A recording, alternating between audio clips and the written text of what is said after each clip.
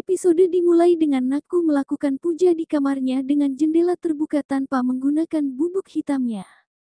Kala melintas dan melihat Naku dari belakang melalui jendela. Kala bersembunyi di balik tirai dan mengintai Naku. Naku membalikkan badan dan berjalan ke jendela untuk memasang dia. Kala terkejut bukan main melihat wajah asli Naku. Baadi melintas dan memperhatikan Kala dari belakang. Baadi pun terkejut mengetahui Kala tengah melihat wajah asli Naku. Baadi beranjak pergi tapi tanpa sengaja tangannya menyenggol dia dan dia itu jatuh menyambar tirai. Api mulai membakar tirai dan Kala belum menyadarinya. Baji melintas dan menarik Kala pergi. Sahib dan Lila mencoba bertanya pada Kala yang masih tertegun. Kala lalu menatap Naku yang sudah memakai bubuk hitam kembali. Baadi mengatakan sesuatu tapi Kala masih saja terus menatap Naku. Duta tengah menyendiri di kamarnya dan melamun. Baji menemuinya dan berbicara dengannya mengenai lelaki pembawa manisan beracun. Sahib kemudian mendatangi mereka dan berbicara dengan Duta mengenai insiden tirai yang terbakar tadi dan mengatakan bahwa semua selamat berkat Baji. Naku tengah menenangkan Baadi dan berbicara dengannya mengenai niatnya memberitahu Duta. Kala tiba-tiba datang dan memanggil nama Nakusha. Kala lalu berbicara dengan Nakusha bahwa Duta membenci wajah cantik dan pasti tidak akan menikahinya, tapi Naku yakin bahwa Duta mencintainya tanpa memandang wajahnya. Kala menyahut bahwa dirinya tidak bisa mentolerir jika Duta sampai terluka, kemudian Kala beranjak pergi. Naku dan Setji pun memeluk Baadi. Baadi kemudian berbicara dengan Naku dan khawatir apakah Duta akan memutus hubungannya dengan Naku jika mengetahui yang sebenarnya. Naku meminta ibunya untuk tidak terlalu khawatir.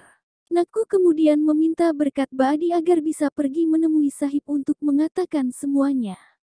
Baadi memberikan berkatnya dan Naku beranjak pergi. Sahib terlihat gelisah. Kishore melihatnya dan berbicara dengannya. Sahib merasa sesuatu yang buruk akan terjadi dan Sahib berkata akan menemui Baadi untuk memastikan tidak ada sesuatu yang salah dan upacara ritual kunyit bisa dilakukan. Setelah itu Sahib beranjak pergi. Naku dengan wajah aslinya berjalan hendak ke kamar Duta sedangkan Baadi dan Setji berdoa untuk Naku. Kala sendiri tengah melamun dan masih mengingat wajah asli Naku. Naku kemudian berpapasan dengan Sahib. Sahib tidak mengenalinya dan bertanya siapa dia. Naku membuka suaranya dan Sahib terkejut sambil menyebut nama Nakusha. Sahib bertanya apa maksud semua ini. Kala muncul dan Sahib memberitahu Kala tentang Naku. Kala pun mengatakan jika dirinya mengetahui kebenaran ini hari ini. Baadi diam-diam mengintai mereka. Sahib bertanya kembali pada Naku. Baadi muncul menghampiri mereka semua. Kala menjelaskan semua pada Sahib. Naku pun angkat bicara menceritakan hidupnya yang harus menyembunyikan wajah aslinya. Baadi menangis memohon ampun pada Sahib dan mengatakan bahwa semua ini adalah kesalahannya. Begitu juga dengan Naku. Kala terus berbicara dengan omong kosongnya bahwa Duta tidak akan mau menikahinya. Seorang lelaki berbicara di telepon mengenai pernikahan Duta dan berkata pada orang yang diteleponnya bahwa dia pasti sudah paham apa yang harus dilakukannya. Kala bersama adik-adiknya, Lila dan Rups mengatakan bahwa Naku seorang penipu besar dan mereka mengkomplain Kala yang tidak memperbolehkan mereka melakukan apapun. Kala hanya berkata akan memainkan kartu terakhirnya pada hari pernikahan. Kala berkata pada adik-adiknya bahwa mereka hanya perlu pura-pura bahagia dengan pernikahan Duta dan berada di pihak Naku. Pagi harinya Kala tengah memperhatikan pembuatan rangoli. Madu mengajaknya mengobrol. Sahib muncul dan mengomentari obrolan mereka lalu mengajak mereka pergi.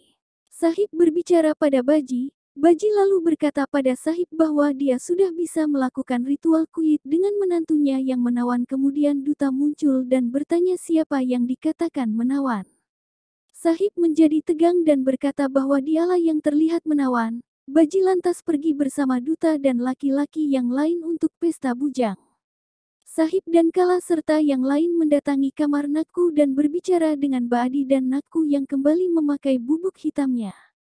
Pesta bujang dimulai. Duta muncul menyapa tamu-tamunya. Mereka lalu berpesta dan menari. Sudarsan terus saja melirik penari utama. Beberapa tamu berdatangan dan Sudarsan menyambut seorang lelaki yaitu Pawar dan mengenalkan Pawar pada Baji sebagai orang yang membantu duta dalam urusan tanah. Baji pun membiarkan Pawar masuk tanpa pemeriksaan pengawal. Pesta kembali berlanjut dan Baji pun ikut menari. Tiba-tiba Baji melihat lentera di atas duta yang akan terjatuh. Baji secepat kilat menarik duta dari tempatnya dan duta pun terselamatkan. Baji menyuruh para pengawal membereskan lentera tersebut. Duta kemudian menyuruh melanjutkan pesta karena yang terjatuh hanyalah lentera dan bukan bom.